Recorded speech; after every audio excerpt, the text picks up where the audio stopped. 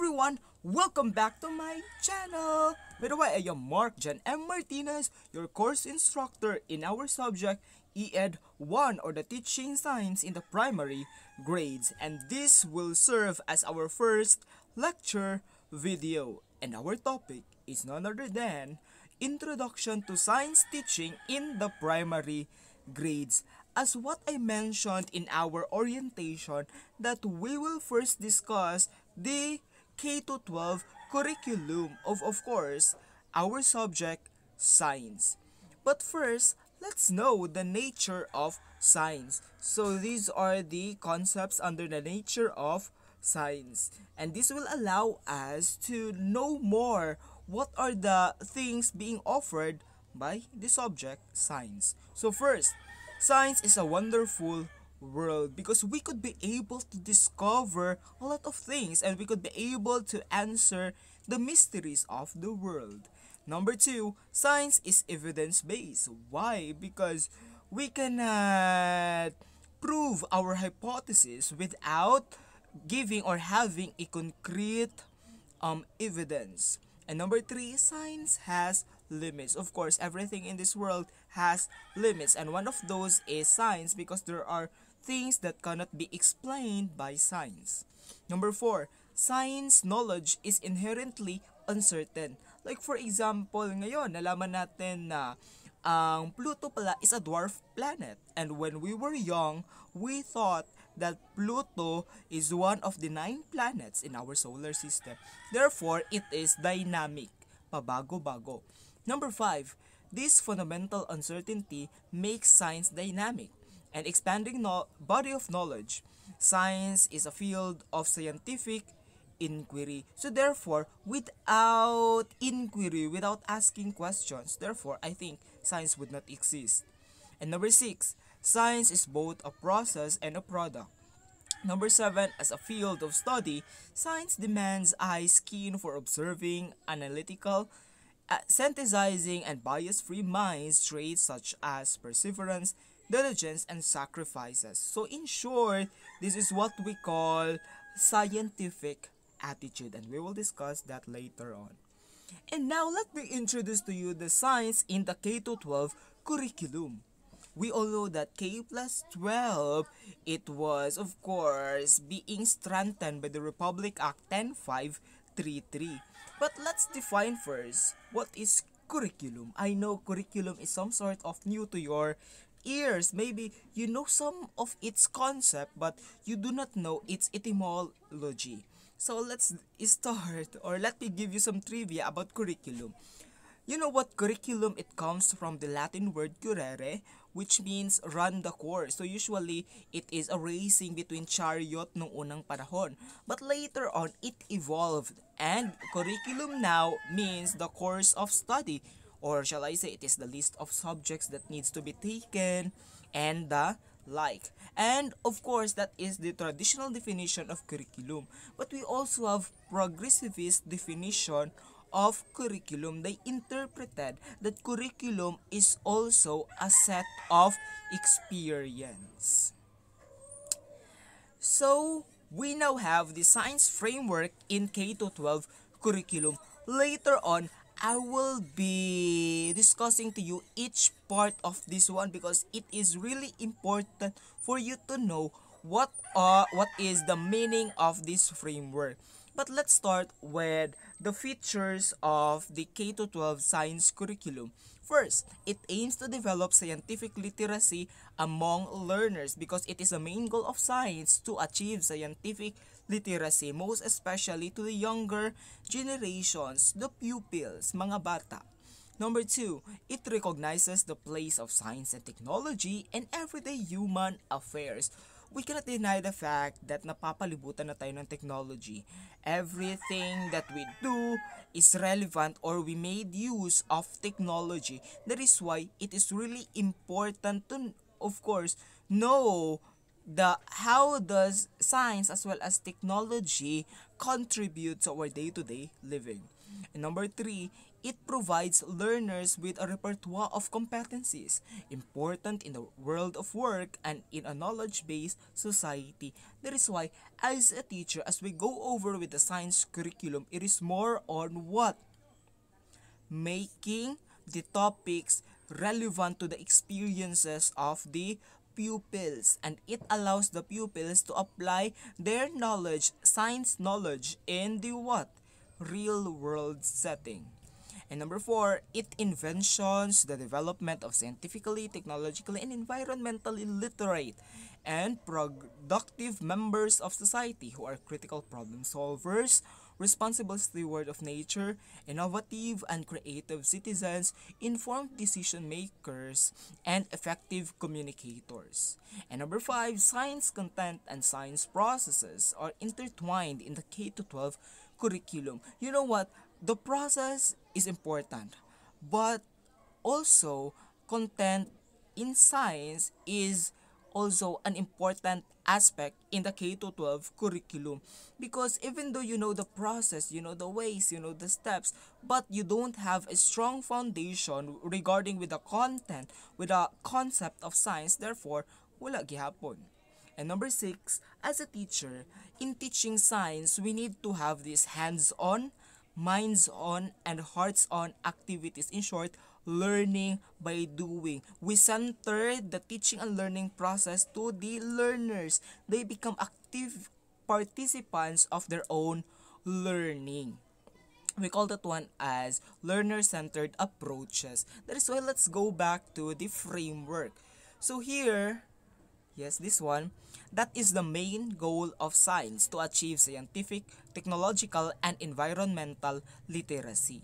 And this one in the center, so kindly focus these three. So these three, this is what we call the domains. So these domains center on cognitive, psychomotor, and affective. So let's start with the cognitive. This is the cognitive. So when we talk about cognitive, it is more on the mind. So it is the understanding and applying scientific knowledge. So aside from the cognitive, we also have the affective. We also need to what? We also need to develop the and demonstrate, we need to also develop as well as let the students demonstrate scientific attitudes and values, because when we talk about affective, it centers on attitudes and values, more on feelings ito.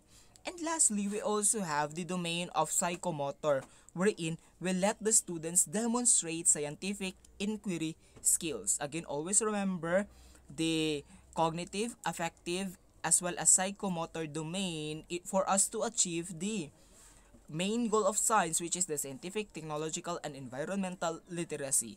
And with the help of these three domains, we could be able to what? Produce learners who are, kanina nasa palibot, critical and creative problem solver, responsible steward of nature, innovative and inventive thinker. We also have informed decision maker and effective communicator. But how can we be able to, of course, we now have the domain. We could be able to, with that domain, we could be able to produce this kind of pupils, students. But in what way? So here comes now this one. That is, what do we call this one? The approach wherein we could use for us to attain the different domains and for us to achieve our main goal, which is scientific, technological, and environmental literacy. So, one of the approaches are multidisciplinary approach. We also have brain-based learning, learning style theory, social cognition learning model. So we will discuss that one later on. We will have a separate unit about these approaches. Okay, so I guess you already understand the the science framework in K to 12. So let's proceed to the next one. So as a whole, the K to 12 science curriculum is learner-centered and inquiry-based. Why? Because it centers on the pupils, these students, they take ownership of their learning, and our role as a teacher is only to facilitate that learning. So facilitator lang ta, sila gyud ang may gunit or nagunit sa ilahang kuan, unsay tawag ani, things or ways for them to learn. And now, let's move to the goals, standards, and scope of teaching of science. So again, the main goal of science is scientific literacy or scientific, technological, and environmental literacy. And now, how about the learning area standard or the program standard? So this program standard is holistic in the sense that it has the three, the cognitive, affective, and psychomotor, which I already discussed to you on the previous slide. And next, the key stage standards. The key stage standards is much specific as compared to the learning area standard. Why? Because it determines only on a particular grade level. Like for example, this one. So we will focus on the primary grades muna ha. So kinder to grade 3. At the end of the grade 3, the learner should have acquired helpful habits and developed curiosity about self and their environment using basic process skills of observing, communicating, comparing, and the like. So that is the key stage standards. Again, it focuses on the grade level. And now, let's move to the scope of science. So, as what I said, that primary grade science is of course centers from grade 1 to grade 3. But of course, science as an independent subject starts during grade 3. So as you observe here in the illustration, you could see that they or the students of course are taking the same subject from grade 3 to grade 7, because we call this one as, what do we call this one? Spiral progression approach. The students are taking the same subject, but along the way as their grade level increases, mo increase put ang level of kalisod sa ilahang mga tun-an. We call this one as spiral progression approach by Jerome Bruner. Like for example, in grade 3, first quarter, we discuss about matter. So in discussing about matter, so we center only on the phases of matter, the three phases of matter, the solid, the liquid, and the gas. But here in grade 4, the teacher now introduced the fourth phase of matter or state of matter, which is plasma. So nakuha ninyo? So that is what we call a spiral progression approach. The same subject from grade 3 up until the next level, but along the way, mutaas ang grade level, mutaas po ang kalisod sa subject. So this is what we call spiral progression, again by Jerome Bruner. And now let's discuss the scientific attitude. So paspasan ta lang ni. Curiosity, of course, we need to let the students to be curious, because if they are curious, they tend to involve themselves, di ba? And aside from being curious, we need to also teach our students to be humble, humility. Okay? And next, we also have number 3, open-mindedness, open for correction, for constructive criticisms. Number 4, intellectual honesty. They should be honest in all of the things that they will do scientifically.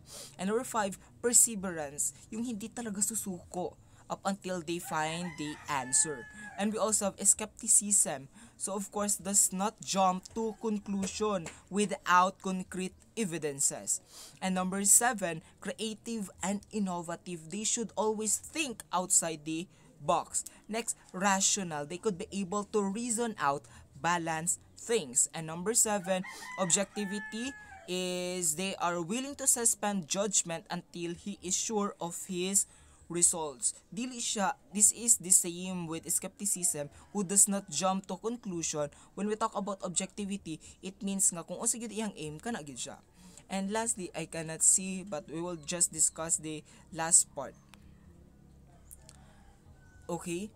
So those are the scientific attitude, the K-12 curriculum in science, as well as the nature of science. Always remember the quotation by John Dewey, Education is not preparation for life. Education is life itself. As future educators, we need to know the what do we call this one? The foundations, the basis on why we are teaching that particular subject, most especially in elementary. By the way, this is Mark Jan M. Martinez, your course instructor in EED 1. Thank you for watching.